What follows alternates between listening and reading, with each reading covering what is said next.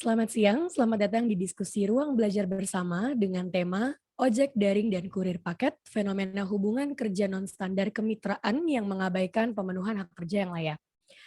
Yang perkenalkan, saya Jian Fauzia Hamdi dari LBH Jakarta yang akan memandu kegiatan pada sore hari ini. Dan kemudian saya akan menjelaskan sedikit apa sih yang melatar belakangi diskusi kita pada sore hari ini. Jadi yang melatar belakangi diskusi kita pada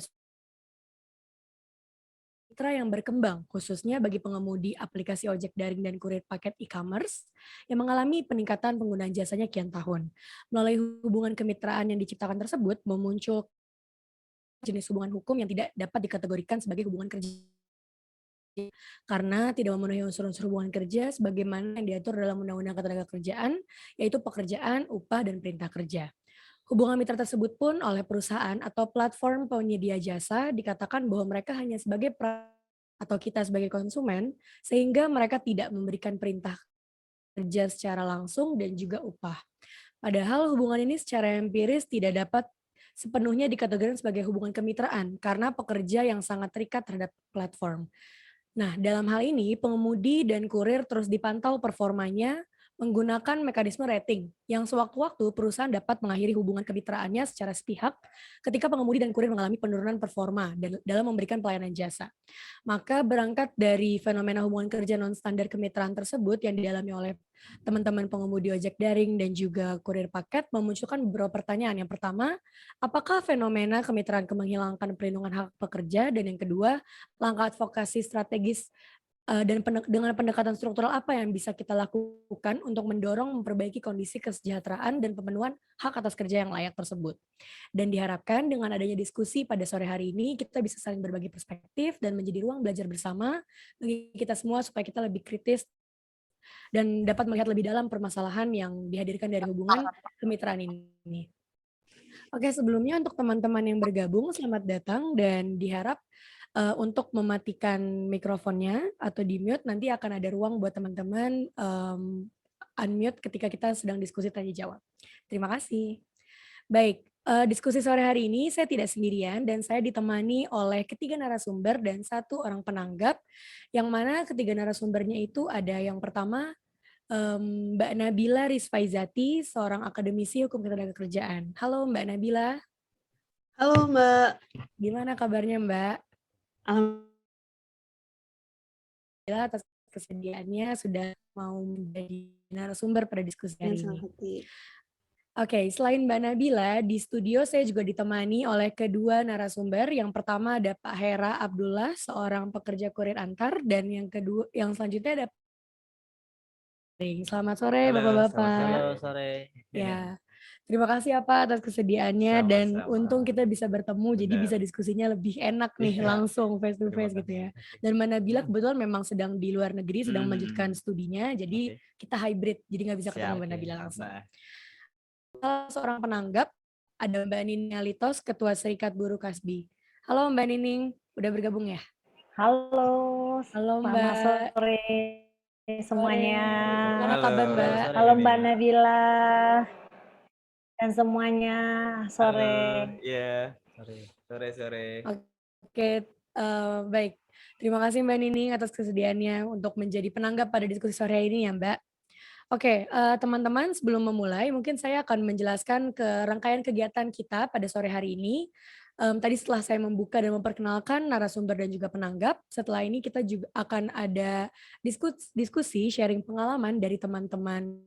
Di sini ada Pak Hera sebagai kurir antar dan juga Pak Yudi sebagai driver online yang akan sharing nih ke kita gimana sebenarnya apa pengalaman teman-teman di lapangan langsung, keresahannya apa aja dan bagaimana dampaknya ke teman-teman terhadap hubungan kemitraan. Selanjutnya akan ada pemaparan materi dari Mbak Nabila, dan yang setelahnya akan dilanjutkan dengan adanya tanggapan dari Mbak Nining, dalam melihat permasalahan kemitraan ini dari perspektif gerakan buruh. Lalu setelah itu kita akan diskusi tanya jawab, jadi bagi teman-teman yang bergabung dalam ruangan silakan dipersiapkan pertanyaannya, nanti bisa ditaruh di kolom chat atau mungkin bisa langsung menanyakan kepada narasumbernya. Oke, jadi, yang pertama saya akan langsung ngobrol-ngobrol sama, Pak Hera dan juga Pak Yudi. Mungkin Ya, ke Pak Hera dulu kali, Pak, ya. oke. Oke, Pak Hera mungkin boleh tahu dulu udah, berapa lama bekerja sebagai kurir antar dan mungkin bisa diceritakan di platform mana bekerja selama ini? Saya mulai kerja di uh, Gojek itu di kilat antar paket same day itu mulai September 2017. Oke, berarti udah 4 tahun, Pak, ya? Ya, 4 tahun. Nah, kalau boleh diceritain, Pak, selama ini gimana, selama 4 tahun Bapak penghasilannya dari berapa, jam kerjanya gimana, dan juga mungkin penghasilan sebulan, mungkin boleh di-sharing?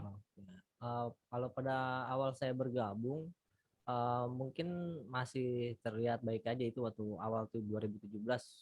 Ketika itu memang argo yang masuk itu masih lumayan karena per kilometer masih dibayar 2.500. Sebelumnya ada perubahan itu ya, pendapatan yang saya dapat per hari itu ya mungkin bisa pada perusahaan atau katakan kita buruh lah PT di PT itu mungkin lebih daripada itu. Itu dulu yang Ya, pertama. waktu di 2017 perubahan skema yaitu dari tarif sendiri turun menjadi 2.250. Nah, ketika di 2000 ini banyak skema yang sudah berubah ya. Ya mungkin disitulah awal awal mula kita sebagai driver ataupun katakan mitral ya mempunyai keresahan-keresahan. Kenapa waktu awal kita dikasih manis, tapi terakhir-terakhir ke sini kok kita semakin diatur, di-manage sama dia, jam kerja pun semakin bertambah. Yang tadinya katakan kita mau mendapat uang sehari tidak perlu lebih dari 8 jam kita bekerja. Nah, tapi ketika kita ingin mendapat di atas itu bisa bisa sampai 12 jam. Itu lebih daripada lembur yang ada pada buruh semestinya yang sudah ada. Ya, sampai akhirnya sekarang ini ya memang benar-benar resah lah. Setelah skema-skema yang diterapkan itu benar-benar apa kalau sebutannya mengkebiri penghasilan pendapatan kami dan secara sepihak juga dia menentukan itu meskipun sudah ada kopdar-kopdar dengan mereka tapi ya nggak ada tanggapannya sama sekali. Perubahan-perubahan skema yang tadi Pak Hera singgung itu, tidak dikomunikasikan dengan teman-teman? Ya Atau nggak langsung aja di mereka nggak membicarakannya secara langsung tapi itu bayangan itu udah ada dari anak-anak yang ikut kopdar tersebut bahwa nantinya kedepannya akan begini mereka udah tahu tapi ketika kita diskusi membahas masalah tersebut selalu nggak mereka tanggapi. Oke, terus mungkin Pak Hera juga bisa cerita, tadi kan udah sempat nyinggung ada beberapa keresahan gitu ya, tadi mulai dari jam kerjanya makin nambah untuk bisa mendapatkan penghasilan sekian gitu kan Pak. Terus adakah keresahan atau pengalaman lain yang selama jadi kurir antar risiko seperti kecelakaan, diminta pertanggungjawaban pribadi gitu sama konsumen karena satu dan lain hal? Kalau masalah kehilangan barang yang besar kayak misalnya saya kecelakaan atau laka ya atau barang jatuh itu memang sudah menjadi tanggung jawab kita ya. Tapi kalau dalam hal laka ini ya mungkin ada sedikit bantuan ketika memang benar-benar kita sudah tidak maksudnya lakanya fatal banget memang ada dari pihak aplikator memberikan bantuan ya seperti ambulan atau apapun itu untuk datang kasih kita kalau memang tidak bisa tapi itu dengan koordinasi dari pihak komunitas kita ya itu buat yang punya komunitas kalaupun tidak punya komunitas kemungkinan ada driver dari mungkin dari sama aplikator atau beda aplikasi mungkin sistem koordinasi yang sudah lama terjalin ini yang jadi pintu masuk dari aplikator buat mempermudah penemuan ketika ada drivernya yang mitranya yang laka. Oh. Jadi tidak serta-merta kita menghubungi, wah saya laka nih ke pihak aplikator terus dia langsung datang, tidak. Tapi lebih kepada kawan-kawan yang ada di jalan. Justru inisiatifnya datang dari teman-teman driver ya, Betul. bukan dari pihak perusahaan yang Betul. mau memenuhi jaminan keselamatan atau Betul. kesehatan kecelakaan Betul. kerja, itu nggak ada dari Belum. perusahaan, belum ada. Belum. Respon dia untuk membantu ke arah situ ya memang ada. Nah, kalau buat barang hilang yang jatuh itu udah memang benar-benar pure tanggung jawab kita. Tidak ada istilahnya ketika barang itu jatuh terus kita laporkan, terus pihak aplikator yang akan mengganti. Tapi ujung-ujungnya tetap kita yang akan membayar tersebut. Nah, mungkin di lapangan mitra tersebut lah yang akan mengakali gimana sih biar ini bisa selesai dan kita nggak kena masalah juga, karena laporan itu masuk ke pihak atau ada nantinya bakal tindakan lain dari aplikator ya, jadi nantinya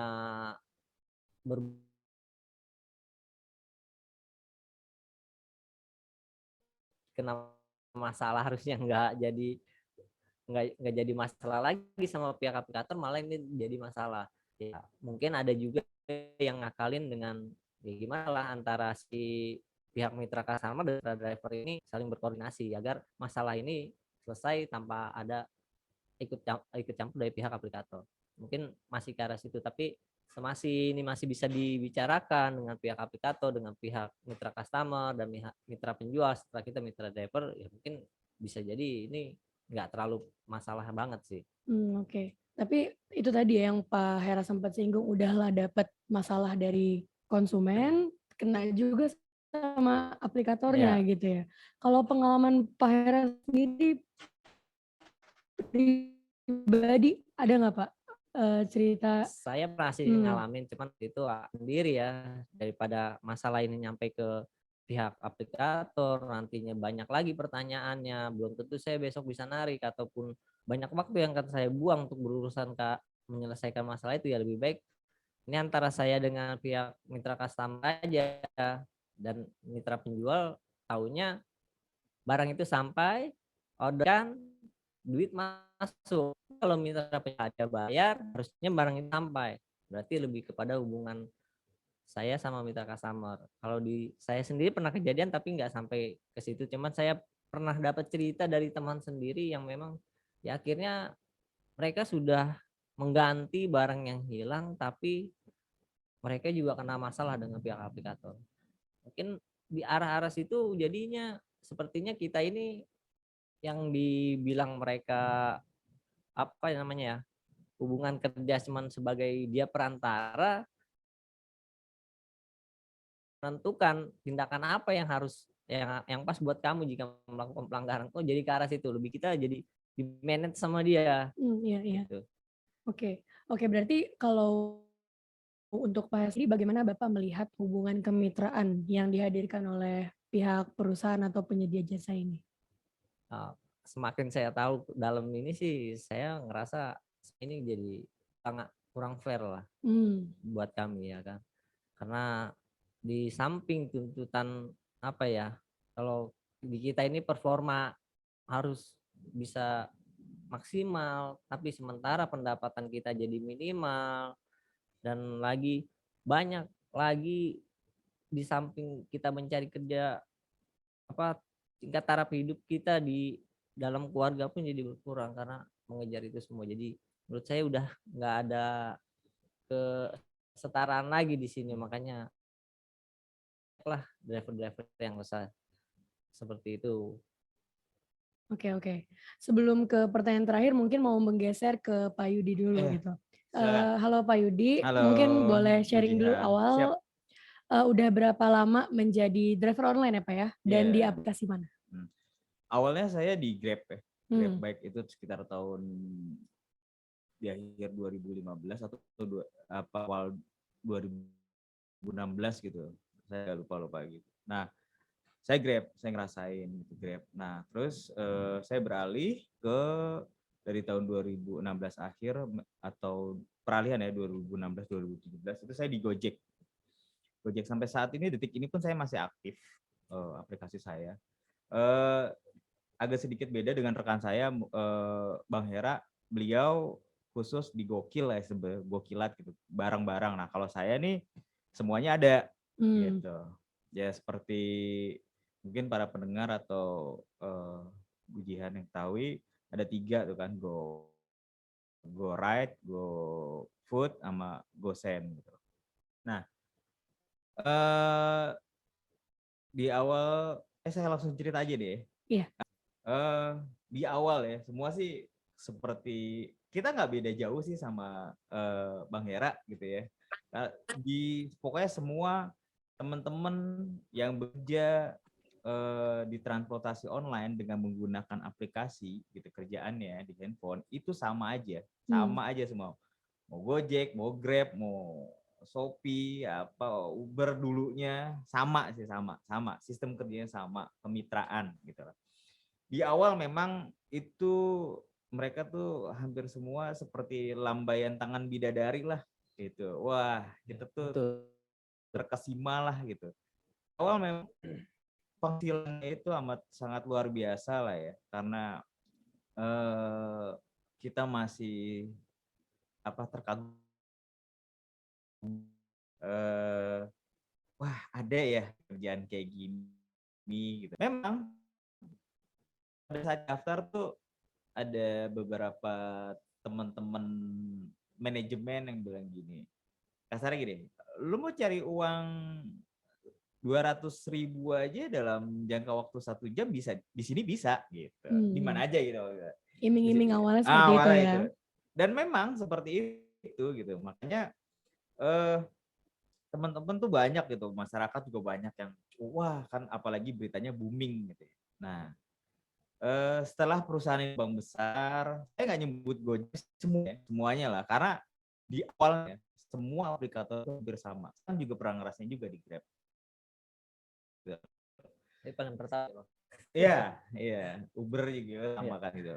Di awalnya sama. Nah, begitu lambat laun ketika mereka mulai membesar, nah itu banyaklah aturan-aturan segala macam yang kita pikir kok nggak ini banget ya, nggak berimbang ya gitu. Katanya kita mitra, tapi kita juga diperlakukannya juga nggak seperti halayaknya mitra gitu, yang berdiri sama tinggi sama rendah gitu. Nah, semua keputusan diambil secara sepihak itu gitu loh. Diambil secara sepihak.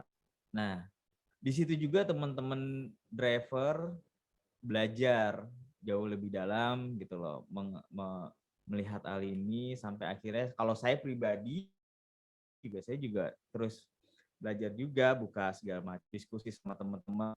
Beberapa yang lalu juga teman-teman driver diskusi dengan teman-teman yang di LBH Jakarta ini kan. Iya. Nah, dari situ juga sama tuh menambah ilmu. Nah, akhirnya kita menemukan bahwa ini tidak cocok dengan kemitraan, tapi ini lebih masuk ke ketenaga kerjaan. Karena ini ada hubungan industrial. Tuh. Pada akhirnya kita tahu lah ya. Saya pribadi juga tahu lah seperti itu. Tahu lah. Ini masuk ke hubungan industrial. Di mana kalau kita lihat undang-undang kemitraan yang ada di perundang-undangan yang ada di Indonesia, itu kita tidak masuk kriteria itu. Tidak masuk di kriteria kemitraan baik itu UKM maupun bisnis. Kita nggak masuk. Tapi ketika kita lihat di undang-undang ketenagakerjaan, kita masuk tuh di kriteria itu. Karena ada hubungan industrial ternyata. Ada 3, ada pemberi kerja, ada perintah kerja, ada upah yang diterima, ada absensi juga tuh. Fairmuk sekarang. Ya, Bang Hera ya. Betul. Fairmuk. Terus forma kinerja itu dipantau tadi seperti Bang Hera bilang kan. Rating terus performa Jadi papan juga semuanya. Kenapa ini ada hubungan kerja? Karena segala sesuatu hal yang merugikan di lapangan, ada 1000 cerita bahkan ratusan ribu cerita, itu semuanya mitra driver. Saya saat ini masih nyebut mitra driver lah ya. Mitra driver yang menanggung. Mitra driver apa aja itu semuanya, semua sampai mati pun dia nanggung sendiri. Sendiri. Tanya deh ke teman-teman manajemen transportasi online, pernah nggak dia ngirimin karangan bunga ketika drivernya itu mati? Nggak pernah. Pihak perusahaan nggak pernah. Nggak pernah sama sekali. Ya. Pernah nggak? Ucapan bela sungkawa lewat tolol. Terus kalau mitra drivernya itu dia laka, itu dia memang hanya menanggung pada saat pengobatan saja, ada batasannya gitu loh. Andai kata mitra drivernya itu ingin mempunyai asuransi apa segala macam, ya bayar sendiri melalui potongan dari saldo secara otomatis. Ya apa? Segala sesuatu yang bersifat jaminan kesehatan, jaminan sosial itu mereka tidak tanggung. Artinya clean sheet lah, mereka tidak sama sekali ngapa-ngapain. Yang penting lu udah gue perintahin kerja gini, ya lu udah kerja aja gitu lah. Gue ngambil fees 20% dari lu, udah potongannya gitu. Ya udah ya, oke, sekian dari aplikasi gue aja, kasarnya gitu kan, kayak gitu. Semua segala sesuatunya di lapangan sampai mati lu tanggung sendiri, kan gitu. Sampai mati lu tanggung sendiri. Nah, di situ sekarang ini, apalagi terlebih COVID ya, kalau boleh dibilang kita bicara masalah penghasilan. Oke, kita masalah penghasilan. Penghasilan ini apa namanya? Tidak menentu, tidak ada kepastian dalam pendapatan di tiap-tiap. Ada yang banyak, ada yang enggak sama sekali. 12 jam kerja, banyak banget cerita, dan saya pun mengalami gitu loh. Itu cuma satu orderan nilainya misalnya. Itu pun misalnya saya gue 9.600 dalam 12 jam kerja. Nah, arahan-arahan dari manajemen itu cuma coba dekati ke daerah yang ramai. Ya udah kali gitu loh. Sampai muter-muter bensin habis kasarnya gitu. Banyak cerita teman-teman saking pengen dapat ordernya, sampai habis dia nggak dapat duit tuh. Banyak lah, banyak. Kalau misalnya cerita di transportasi online ini, ya banyak lah yang kayak gitu. Banyak banget ya. Yang pelanggaran hukumnya sih kalau menurut saya banyak banget gitu. Bahkan sampai level bensin pun itu nanggung sendiri juga. Semua. Karena gini kan, kalau misalnya ini kan sekarang kebetulan di luar lagi hujan. Nah, kan teman-teman driver kan pasti ngirim barang, nganterin penumpang, hujan-hujanan, itu perusahaan ya gimana mereka tahu dan gimana pelindungan dari mereka, seperti itu yang perlu kita pertanyakan juga kan. Kalau saya kalau misalnya di penumpang itu kita tinggal tergantung dari si penumpangnya. Jadi itu kesepakatan pada saat si pengemudi atau kalau misalnya penumpangnya itu memang harus buru-buru, segala resiko bahaya sampai kematian itu kita tanggung berdua gitu. Tidak ada prosedural yang ini ya, cuman itu yang memutuskan kita sendiri gitu loh. Yang memutuskan kita sama si penumpang, apakah ini jalan terus ataukah emang berhenti kan gitu. Nah, itu yang pertama. Cuma kalau barang itu kan itu ada waktunya, Bang ya. Ya, kalau ada waktunya. Kalau barang makanan ini juga ada waktunya kan. Kalau same day ini mungkin kan ada batasnya, beda sama instan gosen. Instan gosen itu batas waktunya 4 jam kan. Dari estimasi dia mendapatkan order sampai dia pengantaran drop off itu 4 jam. Tapi kalau buat same day ini 8 jam. Nah, disinilah yang mungkin para pihak aplikator nggak pernah tahu ya derita kita di jalan, ya kan. Yang dia tahu ketika dapat order lu ambil, lu kan dalam kondisi yang baik-baik. Saat lu terima baik ya harus diterima dengan si customer ini dengan baik. Nah, di jalan itu juga kita ada resikonya seperti hujan yang seperti Bu Jihan bilang ini kan. Nah, kalau orang tadi Bang Yanto bilang ini ya, Bang Yudi bilang di jalan ini tergantung si penumpang mau jalan atau tidak, berarti resiko yang tanggung sendiri. Hmm. Tapi saya juga pernah dengar cerita, bisa jadi ketika dia nggak suka, oke lah dia jalan bareng, oke jalan aja, tapi dia nggak suka, nanti dia bisa report nih, kasih bintang 1 atau apapun itu berdampak buat si driver tersebut. Ya, rating Pada sistem ya rating tadi. perjanjian di awal ketika dia ngebawa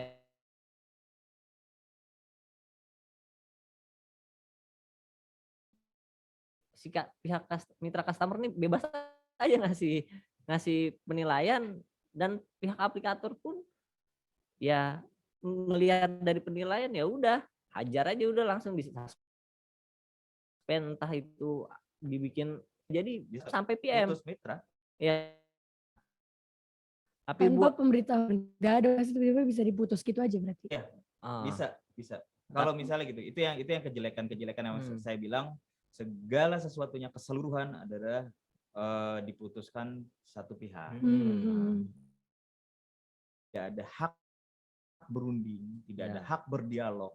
Tapi yang ada, kalau tadi Bang Hera bilang Zoom kopdar Zoom gitu, itu sebenarnya bukannya untuk berdialog apa sih? Enggak, bukan. Jadi itu dari manajemen hanya mensosialisasikan program-program baru. Jadi lu cukup dengar aja, gitu. Cukup dengar aja. Tapi mereka tidak mendengar Yes, teman-teman. keluhan-keluhan itu ya. Oh, lu gini. Oke, nanti saya sampaikan. Biasalah bahasa standar biasa bahasa manajemen kayak gitu. Nah, makanya kalau menurut saya sistem sangat merugikan untuk semua driver, ya semua, baik itu roda 2 maupun roda 4. Ya. Makanya kenapa kami bukan memaksa sih, justru sadar bahwa ini ada hubungan industrial. Ini kami juga baca berita-berita gitu loh. Berita-berita yang di luar negeri sana juga teman-teman kami yang kerjanya sama kami gitu loh, Uber, driver online itu sudah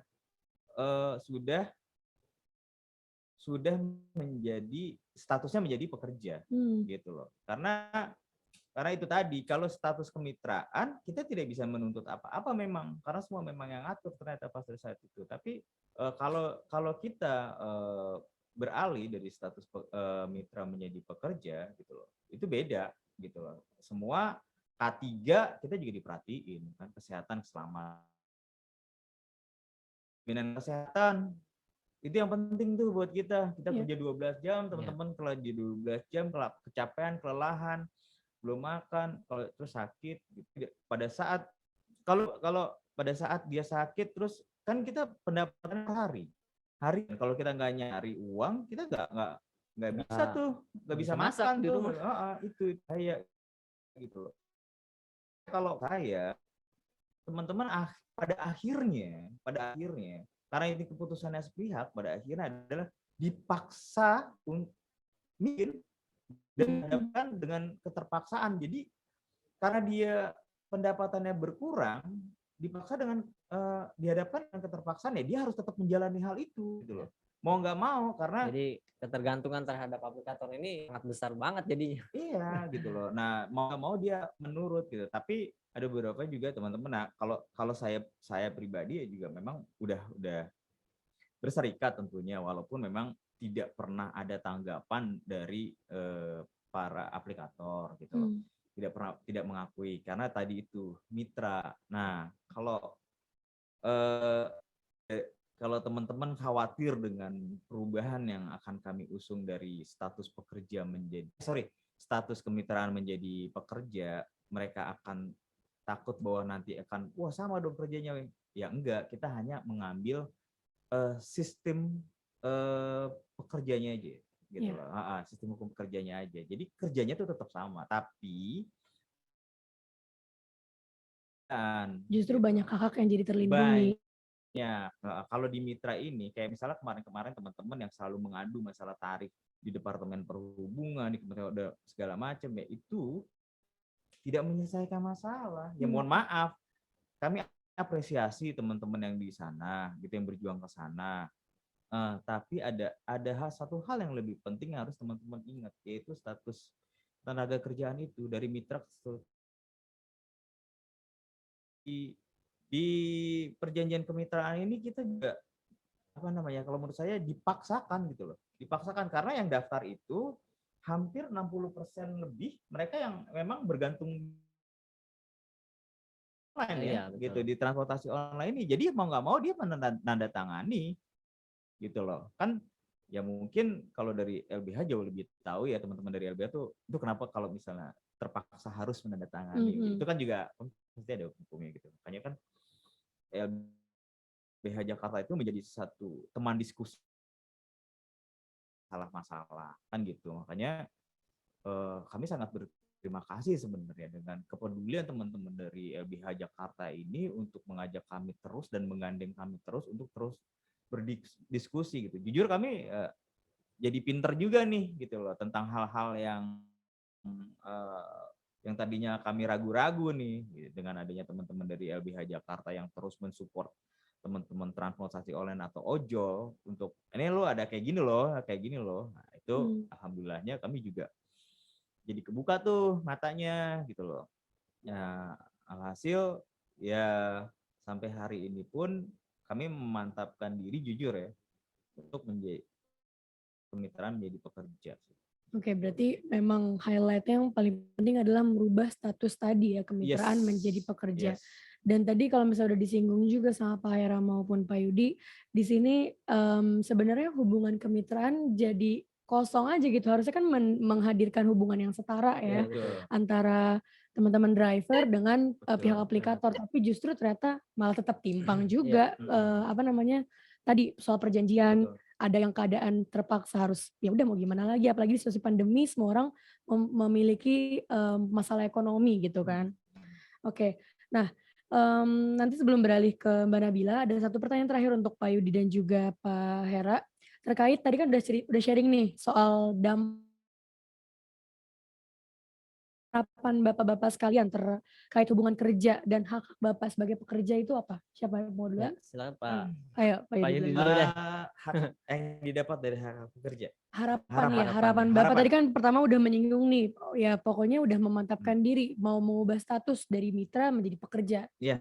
Nah terus harapannya pasti seperti saya udah bilang tadi ya, ya undang-undang tenaga kerjaan kita pasti terlindungi.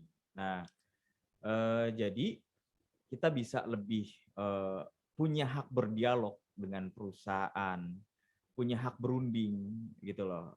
Tentunya diwakili dengan serikat kerja ya, pastinya yang ada di situ ya gitu, teman-teman yang sudah masuk serikat kerja. Nah, artinya tidak lagi bisa diambil keputusan sepihak oleh teman-teman di aplikator gitu. Artinya sebenarnya gini, kami bukannya untuk menghambat mereka untuk besar, tidak. Dari awal sampai detik ini mereka besar juga karena kami, karena nyawa dan darah teman-teman kami yang berjuang di lapangan untuk menjalankan semua order atau perintah kerja yang aplikator berikan pada kami. Keuntungannya kalian udah ambil 20% dari situ. Bahkan dari konsumen ada lagi potongannya itu penggunaan jasa aplikasi. Nah, itu perlu teman-teman dari LBH perlu telusuri lagi itu seperti apa hukumnya. Nah, kalau saya itu sih pertama adalah jaminan jaminan kepastian hukum. Kita terlindungi, ada jaminan kesehatan, ada jaminan kecelakaan kerja K3 segala macam, jaminan libur apa segala yang ada di undang-undang tenaga kerjaan itu. Terus jaminan hak berdialog, jaminan hak berdiskusi, jaminan berserikat. Nah, itu hal-hal kayak gitu. Kepastian pendapatan. Kan itu yang penting tuh. Kalau dari seorang pekerja adalah upah. Ketika upah nih sekarang nih, hari ini nih, ketika teman-teman dari aplikator itu menekan upah semakin murah, upah ya, ongkos semakin murah, itu adalah hal yang sangat prinsip. Kita memberontak, udah itu dasarnya itu udah tidak boleh diganggu gugat. Ketika itu sudah menjadi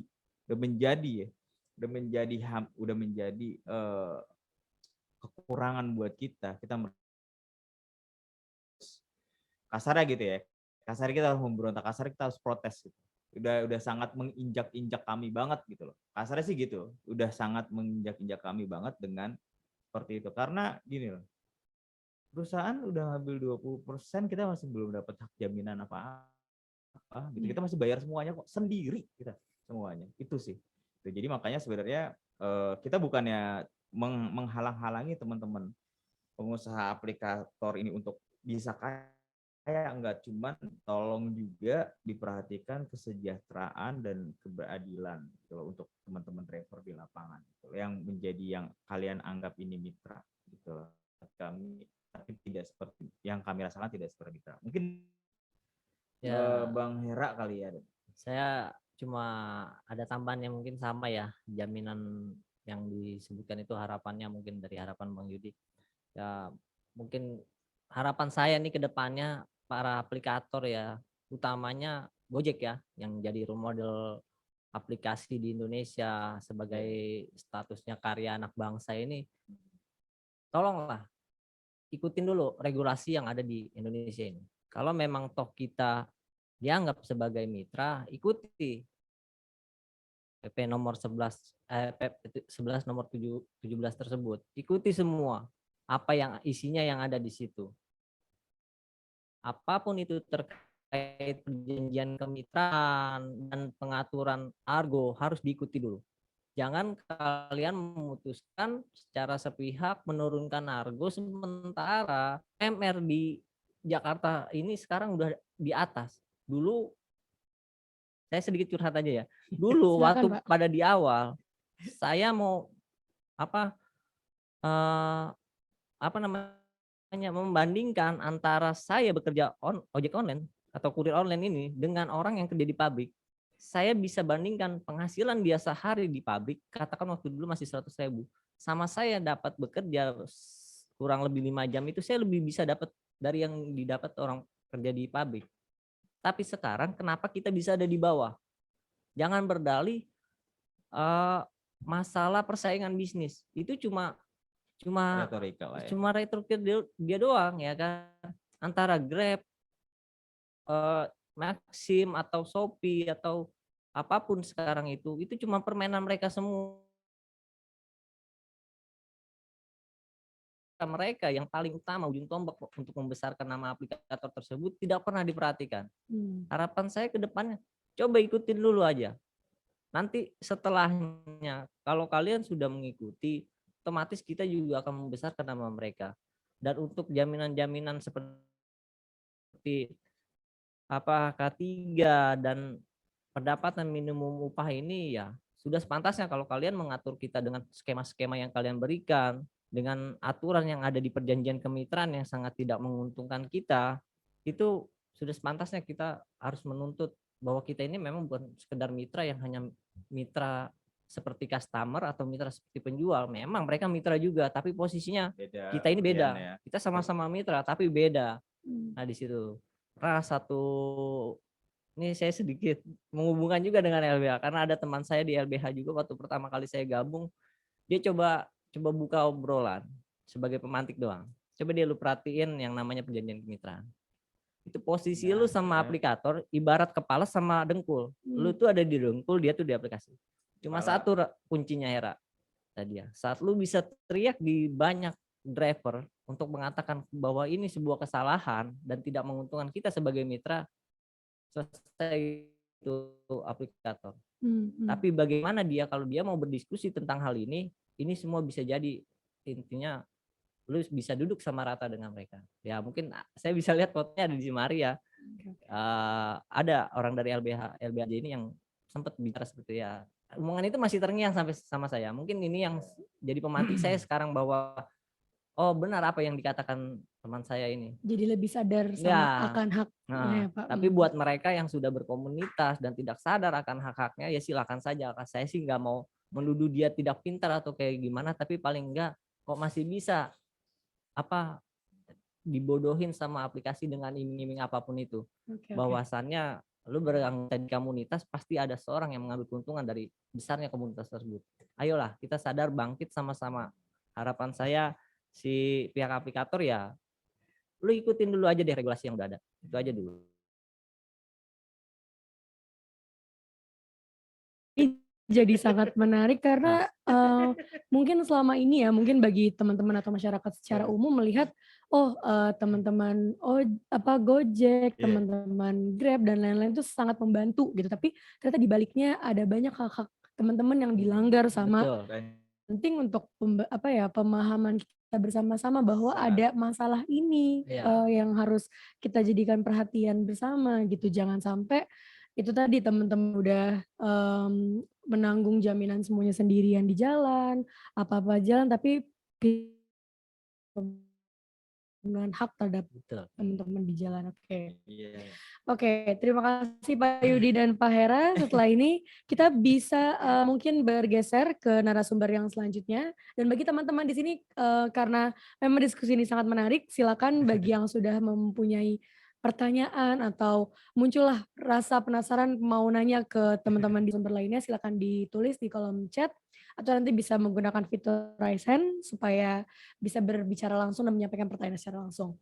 Oke, selanjutnya akan ada pemaparan materi dari Mbak Nabila yang akan menjelaskan terkait permasalahan yang dialami oleh teman-teman driver online dan juga Mbak Nabila akan menjelaskan secara komprehensif terkait bagaimana dari perspektif.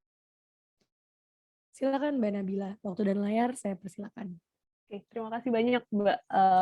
Terima kasih sudah diberikan kesempatan untuk berbagi di sini meskipun posisinya lagi jauh, nggak bisa bersama-sama di studio.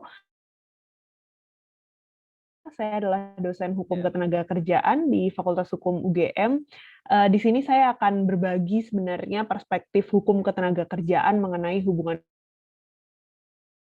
menguliahi Bang Yudi dan Bang Hera gitu ya, karena pasti mereka yang udah lebih paham di lapangan seperti apa gitu. Tapi saya di sini akan melihat dari perspektif akademis kira-kira kalau gimana di Indonesia. Bentar, saya akan share.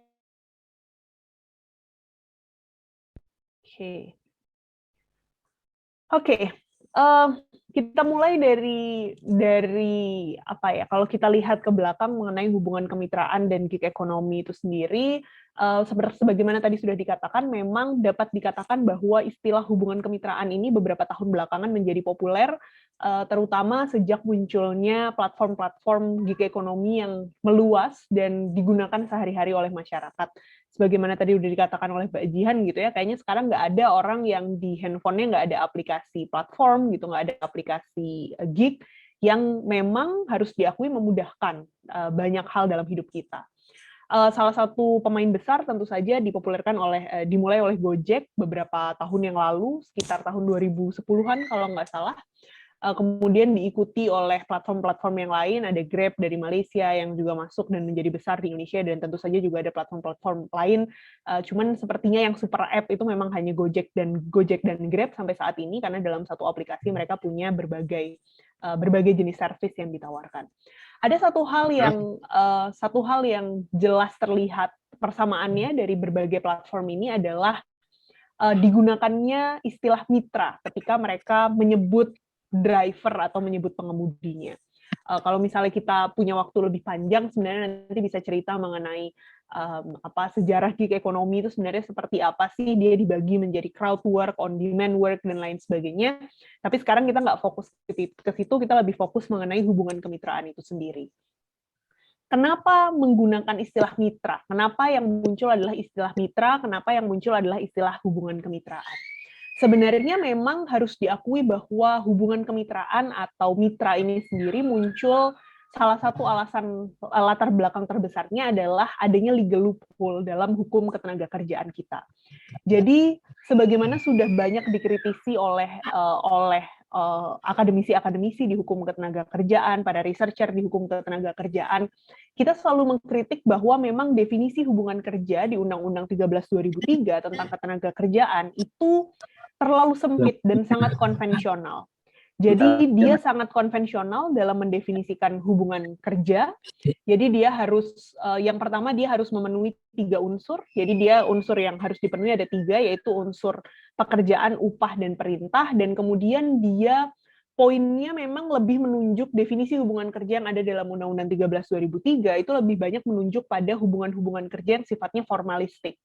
Tidak bisa masuk ke dalam jenis-jenis hubungan kerja yang informal, apalagi hubungan kerja yang bersifat non-standar, sebagaimana hubungan kemitraan yang ada dalam gig ekonomi ini tadi. Jadi platform gig ini memang cerdas gitu ya. Oleh platform gig, legal loophole yang ada di Undang-Undang 13 2003 ini dilihat sebagai celah. Mereka berdalih bahwa dari awal gitu ya, mereka positioning-nya itu tepat. Mereka mengatakan bahwa oh kita itu kita memang memberikan pekerjaan, tapi kita nggak memberikan perintah kok. Perintah itu tidak datang dari kita, tapi dari konsumen. Atau bahkan kalaupun nggak dari konsumen, perintah itu datangnya dari aplikasi, bukan dari perusahaan. Sehingga yang memberikan perintah sebenarnya adalah antara algoritma atau konsumen, tapi yang jelas bukan kami, bukan si perusahaan. Sehingga kami tidak bisa dikatakan memenuhi unsur perintah dalam hubungan kerja. Kemudian upah itu juga nggak dari kami, upah itu diberikan langsung kok oleh konsumen yang membayar dari servis. Kami ini hanya perusahaan, hampir semua platform itu selalu mendefinisikan diri dia bukan sebagai perusahaan transportasi atau perusahaan logistik ketika mereka mengirim paket gitu ya, tapi mereka cenderung memposisikan diri mereka sebagai perusahaan teknologi. Karena mereka mengatakan bahwa yang kami provide adalah teknologi yang menghubungkan antara si pemberi jasa dengan si yang menggunakan jasa. Pengguna jasanya adalah konsumen, pemberi jasanya adalah si driver dan kurir dan apapun namanya. Sehingga kemudian hal itulah yang membuat positioning platform menjadi seolah-olah bukan pemberi kerja. Jadi dia tidak dianggap sebagai hubungan kerja. Dan pada saat itu, ketika awal-awal kemunculannya, kita semua kayak ngangguk-ngangguk dan mengatakan, well, that makes sense, benar juga ya, karena memang mereka nggak memenuhi unsur-unsur hubungan kerja, sehingga kita menjadi permisif dan membiarkan munculnya hubungan baru di luar hubungan kerja yang kemudian dalam bahasa Indonesia disebut sebagai hubungan kemitraan ini tadi. Latar belakang lain yang mendorong adanya hubungan kemitraan memang karena adanya perubahan bentuk relasi kerja. Jadi memang perubahan relasi hubungan industrial di berbagai negara, nggak cuma di Indonesia, itu menyebabkan pekerjaan yang tadinya diafiliasikan sebagai sebuah hubungan yang panjang, gitu ya kan, hubungan kerja itu kan sifatnya sebenarnya panjang, tapi menjadi relasi-relasi yang bersifat lebih singkat, menjadi hubungan kerja kontrak, yang kemudian dipersingkat lagi menjadi relasi kerja gig, yang pekerjaannya sangat singkat, benar-benar hitungan menit, hitungan detik bisa kemudian berpindah dari satu pekerjaan ke pekerjaan lain. Jadi adanya perubahan bentuk relasi kerja, kemudian adanya legal loophole, itu kemudian menjadi katalis dari adanya munculnya hubungan kemitraan yang sekarang menjadi semakin populer. Jadi memang perubahan relasi kerja ini bukan hanya tidak terakomodir di Indonesia, di hampir seluruh penjuru dunia, perubahan relasi kerja yang sangat kuat pasca Industrial Revolution yang katanya Industrial Revolution 4.0 ini tadi, itu memang sampai sekarang belum terakomodir oleh hukum ketenagakerjaan, sehingga hukum ketenagakerjaan kita terus-menerus tertatih-tatih di belakang perubahan yang terjadi ini tadi. Nah, hal ini kemudian memunculkan yang dikatakan sebagai hubungan kemitraan ini tadi, dan belakangan ini hubungan kemitraan ini semakin populer bahkan untuk hubungan-hubungan yang seharusnya bisa dikategorikan sebagai hubungan kerja. Jadi kalau ingat beberapa bulan yang lalu misalnya ada kasus viral mengenai kurir Shopee gitu ya, yang ternyata dibayar sangat rendah karena dia tidak argonya itu memang sangat rendah, dan kemudian ternyata hubungannya adalah hubungan kemitraan, nggak dapat jaminan apapun. Padahal kalau misalnya kita mundur ke belakang dan mengevaluasi hubungannya seperti apa sih sebenarnya, unsur-unsur hubungan kerja yang tadi dikatakan konvensional itu masuk dalam hubungan yang kurir Shopee ini tadi, contoh yang lagi viral beberapa bulan yang lalu. Ada pekerjaannya, ada perintahnya, ada upah yang jelas diberikan oleh pemberi kerja. Jadi bahkan saking populernya hubungan kemitraan, bahkan untuk hubungan-hubungan yang sebenarnya menurut saya bisa dimasukkan ke dalam hubungan kerja yang bersifat konvensional pun, sekarang dia dikasih cap hubungan kemitraan. Karena pemberi kerja tuh tahu gitu bahwa memberikan cap suatu hubungan-hubungan kemitraan itu membuat mereka bisa mudah lolos dari kewajiban-kewajiban yang seharusnya mereka lakukan ketika mereka berada dalam sebuah hubungan kerja. Ketika suatu hubungan dikasih cap hubungan kemitraan, maka kemudian mereka nggak ada kewajiban untuk bayar UMR, mereka nggak ada kewajiban untuk mendaftarkan BPJS, mereka nggak ada kewajiban untuk menanggung kesehatan dan keselamatan kerja misalnya. Sehingga legal loophole ini semakin jadi bola liar gitu. Jadi karena nggak jelas peraturan mana yang harus digunakan, instansi mana yang harus bertanggung jawab, dia menjadi sebuah bola liar yang makin membesar. Semakin semua jenis hubungan itu seakan-akan sekarang bisa dikasih stempel hubungan kemitraan. Karena nggak jelas sebenarnya hubungan kemitraan itu apa sih gitu. Kalau dari sisi akademis, saya mengkategorikan hubungan kemitraan ini, saya sepakat dengan yang dikatakan oleh ILO bahwa hubungan kemitraan ini adalah masuk ke dalam apa yang dikategorikan sebagai disguised employment relationship atau dependent self-employment dalam hubungan kerja non-standar. Jadi disguised employment relationship atau dependent self-employment adalah sebuah hubungan yang sedemikian rupa dibuat seakan-akan agar terlihat seakan-akan dia bukan hubungan kerja, padahal sebenarnya dia adalah hubungan kerja. Jadi dia dikasih stempel apapun, hubungan kemitraan lah, hubungan partnership lah, hubungan kerjasama lah, atau apapun namanya, yang penting dia terlihat seperti bukan hubungan kerja. Dia dikasih perjanjian dengan nama selain perjanjian kerja, untuk menghindarkan dari konsekuensi-konsekuensi yang muncul ketika sebuah hubungan itu adalah hubungan kerja. Nah, hubungan kemitraan ini semakin populer selain karena legal loophole itu tadi, yang menjadi nggak jelas institusi mana yang bertanggung jawab, peraturan mana yang harus digunakan, juga karena memang perantara teknologi itu membuat batas antara sebenarnya dia pekerja atau bukan pekerja sih, atau sebenarnya dia majikan atau bukan majikan sih, itu menjadi buram, menjadi lebih tidak jelas. Jadi platform gig ini memang, tadi saya sudah katakan ya, platform gig ini kan dibuat oleh orang-orang yang sangat cerdas gitu ya. Positioning mereka tuh tepat ketika mereka masuk menggunakan ini, dimulai oleh Uber, dimulai oleh Amazon di negara-negara lain, dan kemudian masuk ke Indonesia melalui yang besar, melalui Gojek, melalui Grab, itu mereka punya leverage untuk quote-unquote menciptakan sistem baru yang sulit dipahami, yang in some ways bisa dikatakan dia sulit dipahami. Bahkan saya sendiri gitu ya, dari kacamata hukum ketenagakerjaan beberapa tahun yang lalu ketika kami pertama kali mendiskusikan mengenai ini, kami sendiri kesulitan gitu untuk bisa secara firm mengatakan bahwa enggak, ini harusnya hubungan kerja misalnya. Karena ya itu tadi, kami terus-menerus bertanya-tanya, iya nggak sih mereka itu pemberi kerja? Iya nggak sih pekerja yang di dalam hubungan ini bisa dikatakan sebagai pekerja menurut hukum ketenagakerjaan misalnya. Jadi pertanyaan-pertanyaan ini menjadi sulit untuk dijawab karena perantara teknologi ini tadi.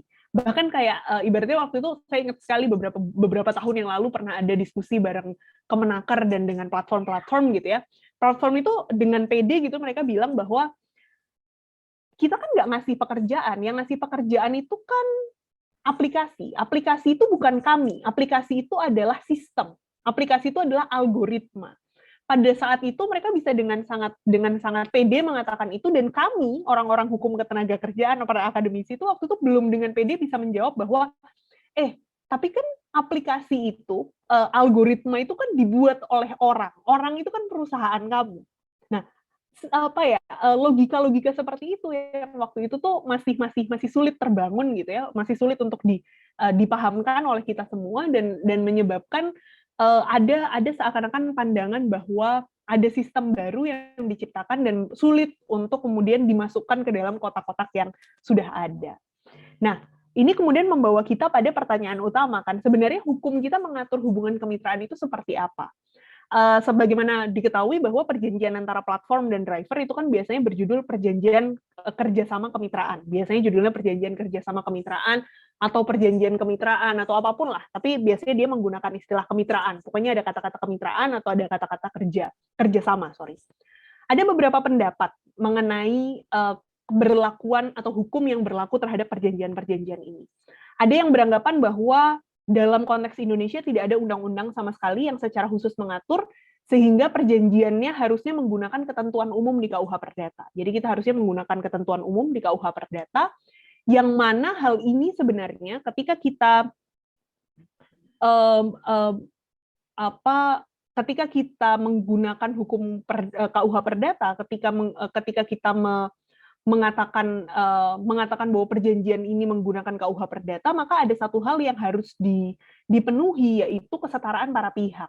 Ya, karena perjanjian dalam KUH Perdata adalah perjanjian yang menuntut adanya kesetaraan.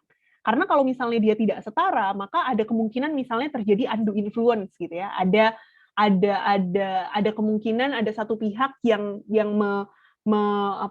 merekayasa kesepakatan sedemikian rupa karena dia punya leverage yang lebih tinggi. Jadi kalau misalnya dalam kacamata KUH Perdata, sebenarnya yang terjadi kalau kita lihat perjanjiannya gitu ya, kita lihat kata per kata dalam perjanjiannya, itu betul yang tadi dikatakan bahwa perjanjiannya itu banyak sekali merugikan salah satu pihak. Misalnya salah satu yang paling sederhana aja deh, hampir semua platform kalau misalnya kita buka perjanjian kerja sama kemitraannya selalu ada kalimat yang mengatakan bahwa perjanjian bisa berubah sewaktu-waktu dibuat oleh platform, dan sepanjang si driver itu masih menggunakan platform, maka dia dianggap menyepakati perubahan tersebut. Itu kan sebenarnya kalau kita lihat dari kacamata hukum perdata sangat tidak adil. Adalah sebuah klausul yang sebenarnya sangat merugikan. Karena yang namanya amandemen perjanjian, yang namanya ada perubahan dalam perjanjian, itu seharusnya ya disepakati oleh kedua belah pihak lagi. Nggak bisa kemudian dia ditandatangani satu tahun yang lalu gitu ya, ketika disepakati 1 tahun yang lalu, kemudian dia dikasih klausul dalam perjanjian itu mengatakan bahwa sewaktu-waktu dia bisa berubah ya kalau aku pengen gitu. Kalau saya pengen nanti bisa berubah ya sewaktu-waktu. Nah, ini yang kemudian membuat perjanjian ini menjadi problematik kalau kita lihat dari kacamata KUH Perdata. Ada juga pandangan yang mengatakan bahwa sebenarnya ada nih undang-undang yang bisa digunakan, yaitu Undang-Undang 20/2008 tentang UMKM. Karena dalam Undang-Undang UMKM ada frasa hubungan kemitraan. Dalam undang-undang ini ada frasa hubungan kemitraan. Kalau saya pribadi, ini pendapat saya pribadi, personal opinion saya kurang sepakat dengan pendapat yang kedua, karena saya merasa bahwa original intent dari hubungan kemitraan dalam Undang-Undang UMKM itu kurang tepat dikontekstualisasikan dengan hubungan kemitraan yang sekarang terjadi antara driver dan platform. Karena kan hubungan kemitraan yang diatur dalam Undang-Undang 20/2008 itu sebenarnya adalah hubungan kemitraan kayak hubungan inti plasma misalnya, ketika kita bicara mengenai perusahaan besar dan kemudian dengan perusahaan UMKM, dengan usaha-usaha UMKM. Jadi konteksnya saya merasa kurang tepat ketika dia digunakan dalam hubungan kemitraan yang ada di antara driver dan platform. Tapi apapun, nonetheless gitu ya, apapun mau itu pakai pendapat yang pertama maupun pendapat yang kedua, kenyataan di lapangan menunjukkan bahwa perjanjian kerjasama kemitraan ini sangat merugikan salah satu pihak. Sangat banyak sekali klausul-klausul yang sangat merugikan salah satu pihak. Saya salah satunya merupakan researcher di sebuah project namanya Fair Work Project. Dia kerjanya adalah mengakses decent work dari gig platform di berbagai dunia gitu ya. Saya bagian di Indonesia, kerja bareng sama teman-teman di Visipol CFDS UGM. Kita salah satunya adalah mengakses perjanjian kontrak kerjasamanya itu kan. Terlihat banyak sekali hal-hal yang sangat merugikan salah satu pihak dalam kontrak tersebut. Nah, hal ini yang sebenarnya menjadi permasalahan yang sangat penting untuk kita diskusikan bersama. Gitu. Nah, tadi sudah disinggung bahwa kenapa sih kok kita harus mempermasalahkan mengenai legal loophole ini tadi, ketiadaan aturan hukum. Males lah kalau ngobrol sama orang hukum, selalu ujung-ujungnya nanti bilangnya adalah harusnya diatur. Padahal kan tidak diatur itu kadang-kadang membuat sesuatu menjadi berkembang dengan lebih baik. Platform ini sudah menyediakan lapangan kerja baru gitu buat jutaan orang. Katanya masing-masing Gojek dan Grab aja punya setidaknya 2 juta mitra gitu kan, masing-masing punya 2 juta mitra, jadi setidaknya ada 4 juta mitra nih yang terlibat dalam ini. Artinya ini hal bagus dong. Artinya banyak orang yang mau dong, banyak orang yang tertarik, dan kenapa sih kok harus dibatasi dengan aturan hukum gitu. Nah, kalau ditanya seperti itu, saya selalu menunjukkan pro dan kontranya gitu. Bahwa apa sih sebenarnya pro dan kontra dari yang terjadi sekarang, ketiadaan aturan hukum yang terjadi sekarang.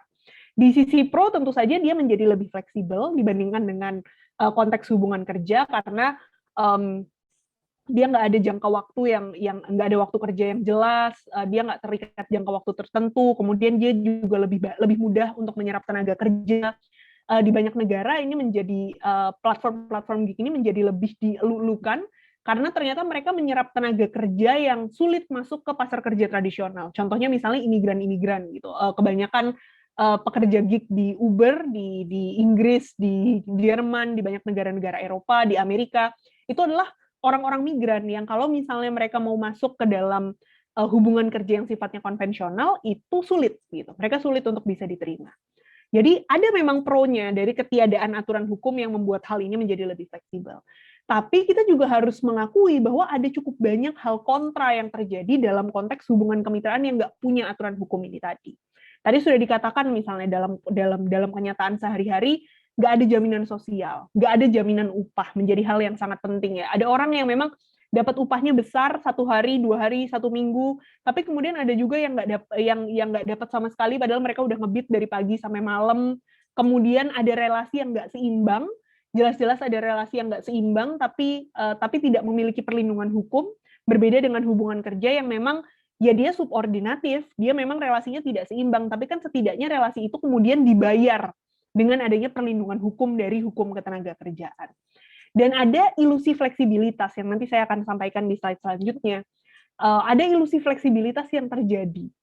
Yang ini kaitannya juga dengan ketiadaan job security dan sustainability ketika kita berbicara mengenai hubungan kemitraan.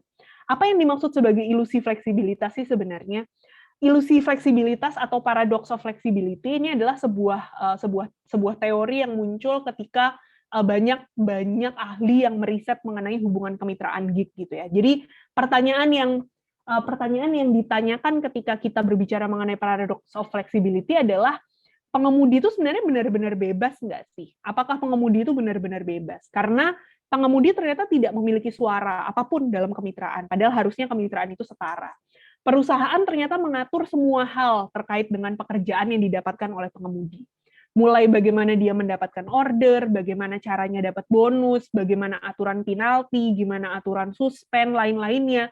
Semua ini ditentukan sepihak oleh perusahaan tanpa ada campur tangan dari driver. Sehingga apakah ini kemudian bisa dikatakan setara? Tentu tidak. Ketatnya kontrol perusahaan terhadap pola hubungan dalam gig ekonomi ini tadi kemudian menyebabkan hubungan ini jadi nggak jauh beda dong dengan hubungan kerja yang sifatnya subordinatif. Kalau hubungan kerja memang subordinatif, kita semua sudah mengakui bahwa oke, ini adalah hubungan subordinatif. Tapi kalau hubungan kemitraan yang seharusnya setara ternyata ujung-ujungnya menjadi subordinatif juga, untuk apa kemudian dia diberi branding di luar hubungan kerja? Fakta-fakta paradox of flexibility inilah yang kemudian mendorong banyaknya litigasi di berbagai negara yang menuntut reklasifikasi hubungan gig work, hubungan kemitraan ini tadi menjadi hubungan kerja yang tadi disampaikan oleh Bang Heri juga. Bahwa karena ketika dia berubah menjadi hubungan kerja, konsekuensinya adalah setidak-tidaknya meskipun dia subordinatif, dia tetap ada perlindungan kerjanya. Oke lah, mungkin dia tidak se-fleksibel sebelumnya, tapi setidaknya ada perlindungan kerja. Ada cukup banyak negara yang sudah berhasil melakukan ini, misalnya di Inggris, di Italia, di Spanyol, di Jerman, di Belanda. Itu adalah negara-negara ini cukup berhasil untuk melitigasi dan akhirnya mereklasifikasi hubungan kemitraan. Karena ternyata litigasi dianggap lebih mudah untuk menjadi shortcut ketika untuk mereklasifikasi hubungan kemitraan menjadi hubungan kerja dibandingkan ketika dia meregulasi. Nah, karena saya sudah diingatkan 5 menit lagi, maka saya akan masuk ke slide terakhir. Apa yang kemudian bisa kita lakukan? Menurut saya diskusi-diskusi seperti ini sangat penting ya untuk bisa merumuskan bersama sebenarnya apa sih yang bisa dilakukan. Karena tentu saja yang paling bisa melakukan sesuatu menurut saya adalah dari sisi pekerjanya. Tapi tidak bisa kalau pekerja satu persatu, karena ya itu tadi, hubungannya kan sangat timpang antara platform dengan pekerja. Jadi akan sangat sulit ketika pekerja itu mau melakukan perubahan atau mau bersuara ketika itu satu-satu gitu. Tapi tadi sudah di-highlight bahwa yang bisa dilakukan adalah ketika terjadi kolektivitas. Ada collective bargaining yang dilakukan oleh pekerja, misalnya dengan dilakukan, misalnya ketika kemarin ada pekerja Gokilat yang melakukan mogok massal misalnya, itu adalah salah satu upaya untuk melakukan collective bargaining. Berserikat itu bisa menjadi salah satu pilihan, baik berserikat ke yang serikat yang sudah konvensional yang sudah ada sebelumnya atau membentuk serikat baru khusus bagi pekerja-pekerja gig work. Kemudian mendorong perundingan bersama dengan platform untuk menghasilkan perjanjian kemitraan yang lebih adil bagi kedua belah pihak, itu adalah hal yang harus kita dorong bersama. Tapi nggak bisa juga kalau misalnya hanya pekerja yang melakukan itu. Perlu ada upaya dari masyarakat juga, karena bagaimanapun masyarakat adalah stakeholder penting dalam hubungan kemitraan, karena konsumennya kan kita. Dalam hal yang terjadi di Uber, di negara-negara lain yang berhasil ketika mereka melakukan collective bargaining adalah ketika mereka mogok itu mereka nggak cuma mogok sendiri, tapi mereka meminta bantuan ke masyarakat juga. Kalian bantuin kami dong, bantuin untuk mogok menggunakan aplikasi ini juga dong untuk 1 minggu misalnya. Sehingga karena bagaimanapun aplikasi itu kan lebih sering lebih menganggap suara konsumen itu penting kan dibandingkan dengan suara dari drivernya sendiri kadang-kadang. Ada kecenderungan seperti itu. Jadi diskusi-diskusi seperti ini yang memahamkan bagaimana sebenarnya sistem itu bekerja agar konsumen itu tidak semata-mata terlena dengan kemudahan-kemudahan yang ditawarkan oleh platform itu menjadi sangat penting untuk bisa membangun sebuah gerakan yang bisa mendorong adanya perubahan itu tadi. Secara hukum tentu saja idealnya dari kacamata hukum ketenagakerjaan menurut saya mendorong agar hubungan kemitraan ini diregulasi menjadi sangat penting, entah itu dimasukkan ke dalam hubungan kerja atau dia diatur sendiri, itu lebih baik daripada tidak sama sekali. Ada juga yang kemudian tentu saja juga sebenarnya yang dilakukan oleh negara-negara lain masuk melalui jalur litigasi itu juga bisa jadi shortcut. Karena menunggu regulasi kadang-kadang terlalu lama gitu ya, dirasa terlalu lama dan terlalu complicated sehingga shortcut melalui jalur litigasi itu bisa menjadi salah satu opsi yang lagi-lagi tidak bisa dilakukan sendirian oleh pekerja, tapi kemudian perlu backup dari serikat pekerja, perlu backup dari masyarakat sipil juga, dari LBH dan lain sebagainya untuk bisa bersama-sama masuk ke arah situ. Karena seperti kita ketahui kan litigasi hubungan industrial di kita kan juga tidak sederhana ya, juga sangat formalistik dan tidak sederhana, sehingga perlu dibangun sebuah argumentasi hukum yang mumpuni untuk bisa memenangkan ini dari jalur litigasi. Begitu kira-kira dari saya karena waktunya sudah habis. Terima kasih banyak sudah mau mendengarkan saya cerita gitu ya. Selanjutnya mungkin kita bisa tanya jawab aja kalau ada hal-hal yang belum tercover dari presentasi saya. Oke. Begitu, terima kasih Mbak Jihan.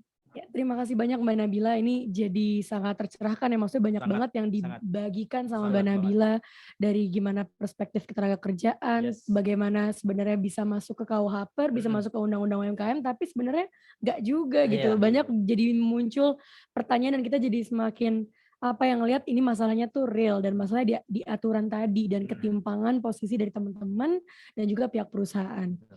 Dan tadi Mbak Nabila juga sudah menyinggung apa sih yang bisa kita lakukan bersama-sama dari segi teman-teman pekerja, driver, dan juga dari masyarakat luas itu sendiri dan bagaimana secara hukum bisa kita upayakan masalah ini semua. Oke, mungkin kita bisa langsung mengingat waktu kita yang juga terbatas, kita bisa langsung bergeser ke selanjutnya. Ada Mbak Nining dari perwakilan Serikat Buruh Kasbi. Mbak Nining, halo Mbak. Halo. Oke, Mbak Nining mungkin bisa memberikan sedikit tanggapannya gitu. Gimana tadi Mbak Nining melihat diskusinya baik dari sharingnya teman-teman driver yang ada di studio hari ini dan bagaimana tadi Mbak Nabila ada memaparkan. Gimana sih Mbak Nining melihat permasalahan kemitraan tersebut kalau dilihat dari perspektif gerakan buruh itu sendiri? Silakan Mbak. Iya, aku diminta untuk merespon atau menanggapi apa yang disampaikan dari narasumber gitu ya. Pertama, memang kalau bicara tentang persoalan hubungan kerja tadi sudah sangat jelas disampaikan oleh Mbak Nabila gitu ya, tentang yang dimaksud dengan hubungan kerja ketika ada perjanjian kerja gitu, perintah kerja, ada upah. Itu kalau kita masuk dalam hubungan ketenagakerjaan. Nah, tapi historis menggunakan kemitraan ini memang sejak dari dulu ini digunakan quote and quote gitu ya, gitu dalam persoalan hubungan kerja driver. kami juga dulu misalkan kalau bicara tentang persoalan pendampingan terhadap pengadvokasian para pekerja driver misalkan di berbagai macam sektor, seringkali selalu dikatakan bahwa hubungan kemitraan. Kalau kita bicara tentang hubungan kemitraan yang tadi sudah disampaikan Bang Yudi, Mbak Nabila, seharusnya ada tentang persoalan kesetaraan di sana. Bagaimana juga punya peran, tapi dalam prakteknya hubungan kemitraan itu digunakan hanya untuk kepentingan para yang punya kuasa gitu ya, sehingga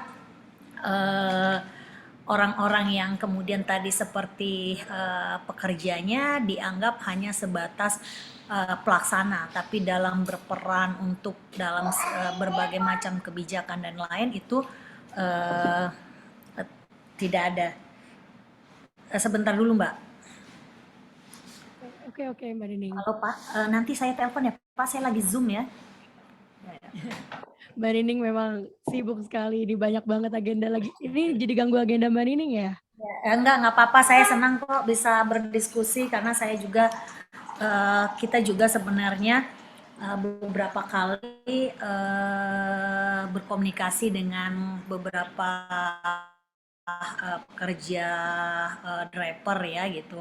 Kita sebenarnya sangat miris gitu, di mana mereka punya tanggung jawab yang besar, tapi tadi sudah sampaikan oleh Bang Hera dan Bang Yudi, dari segala resiko, dari hubungan kerja, dari persoalan hubungan kerja, hubungan hukum, justru mereka menjadi lemah. Nah, saya melihatnya dari apa yang disampaikan oleh Mbak Nabila, saya sangat sepakat gitu ya, agar para pekerja yang ada di driver ini bagaimana mereka punya hubungan kerja, artinya hubungan hukum. Saya sangat sepakat karena memang selama ini para pekerja driver ini tidak punya perlindungan hukum, apalagi kalau bicara hak-hak mereka gitu ya. Alat kerjanya sebenarnya dimiliki oleh para pekerjanya sendiri gitu ya. Platform hanya bagaimana mengatur dan kemudian menerima hasil dari kerja dari para pekerjanya. Nah, saya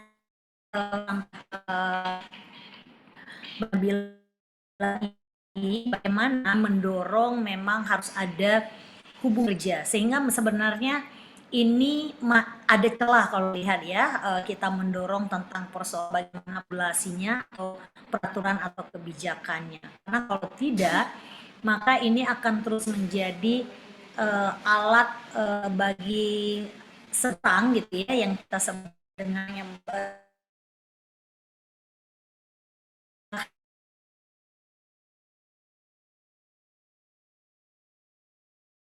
hanya memanfaatkan biasa dengan Bang Hera bahwa resiko sampai kecelakaan, kesehatan, upah gitu ya, semakin aturan yang luar biasa diatur.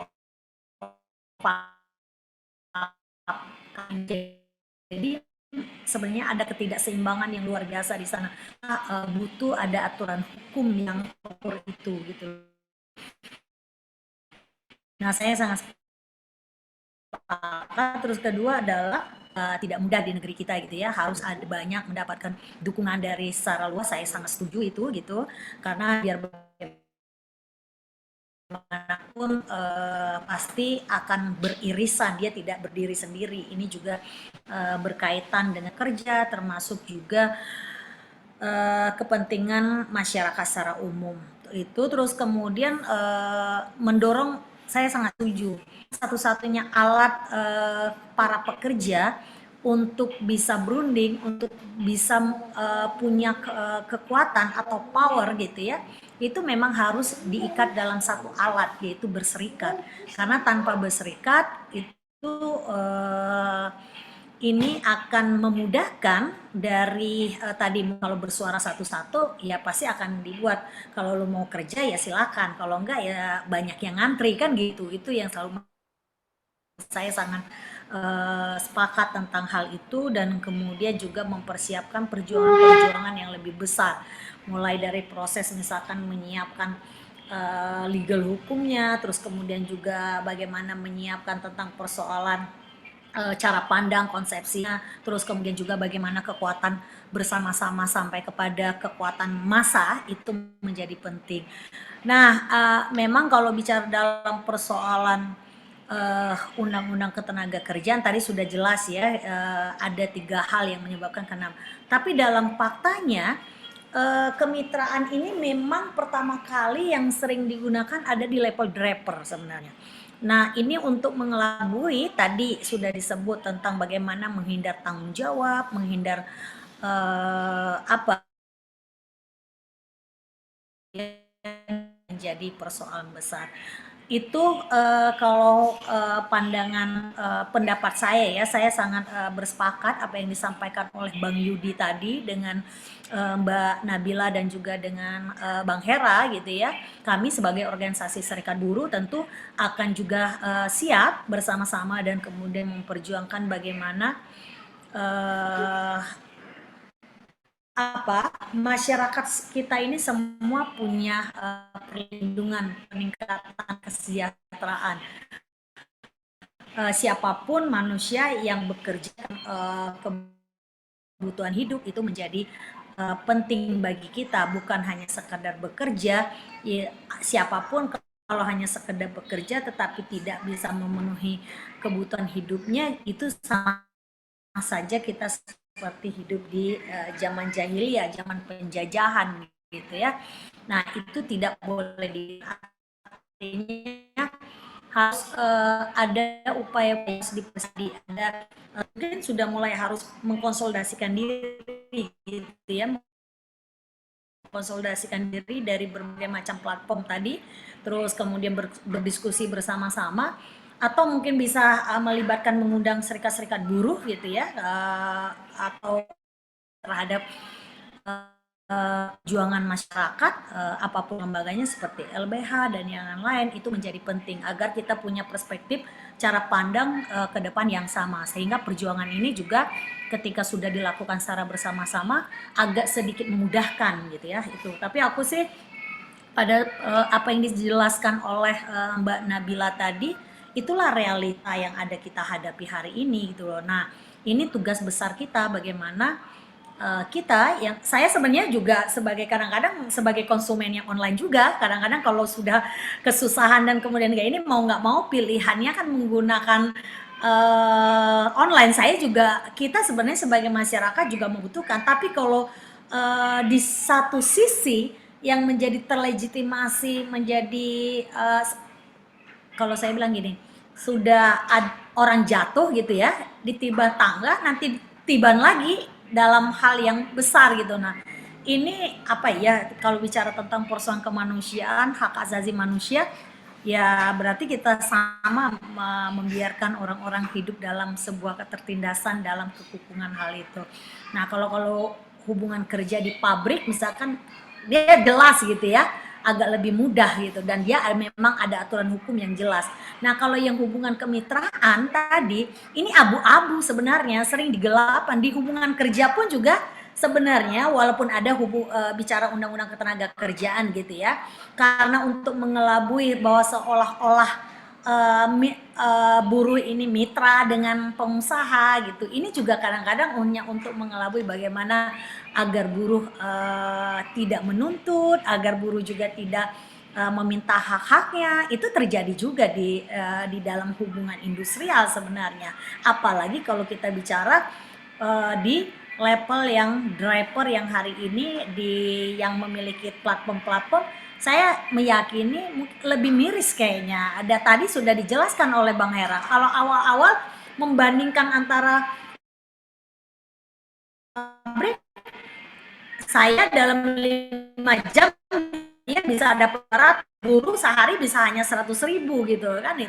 Itu telah menghegemoni orang agar terus bisa semakin banyak tertarik, dan kemudian kalau sudah dalam hal-hal platform kayak gitu, kalau sudah semakin banyak orang, dia akan membuat aturan-aturan main untuk memperketat, dan sehingga tidak ada nilai tawar bagi para pekerjanya, dan itu memang realita yang kita hadapi. Kalau saya sih itu dari tanggapan saya, artinya tidak bisa ini dilakukan sendiri, tapi bagaimana melibatkan sektor-sektor lain agar juga memiliki pandangan pemahaman yang sama sehingga kita akhirnya bisa mengambil satu jalan pilihan untuk berjuang bersama-sama. Itu saja dari saya. Terima kasih. Baik. Terima kasih banyak Mbak Nining atas tanggapannya. Mungkin di sini juga jadi apa ya, dorongan dan saling menguatkan satu sama lain baik Betul. dari teman-teman buruh maupun dari teman-teman driver